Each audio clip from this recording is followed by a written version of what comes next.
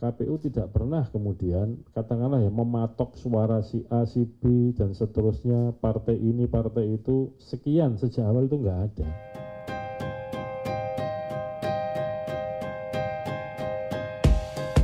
Udah sampai sini rupanya. Semarang Kang Adi. Iya, tadi ke Ibu Baru. Ya biar aja diolah oleh masyarakat lah ya. Kalau itu kan udah lama, sebelum pemilu kan sudah ada. Sebelum pemungutan suara isu itu sudah ada. Udah dikunci sekian dan angkanya persis, tinggal nanti pembuktiannya aja. KPU tidak pernah kemudian katakanlah ya mematok suara si A, si B dan seterusnya, partai ini, partai itu sekian, sejak awal itu nggak ada.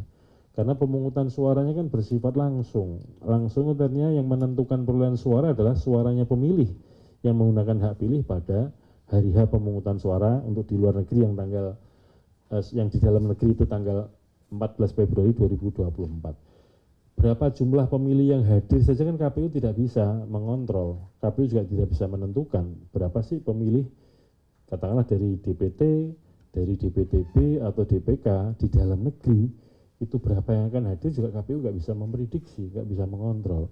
Apalagi kemudian mengontrol perolehan suara, mengontrol dalam arti sudah mematok, sudah menentukan sejak awal pasangan calon nomor 1 sekian, nomor 2 sekian, nomor 3 sekian. Jadi tidak ada KPU kemudian sudah istilahnya tadi teman-teman kumparan menyebutnya apa?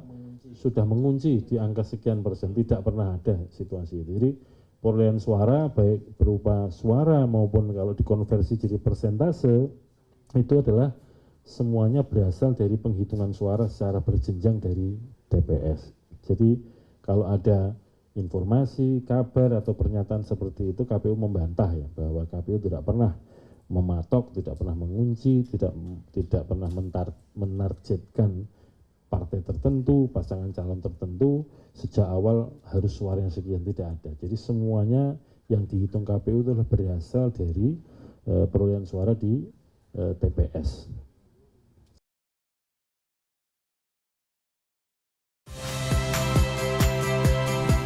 Saya Liviana Cerlisa. Saksikan program-program Kompas TV di siaran digital, pay TV, dan media streaming lainnya.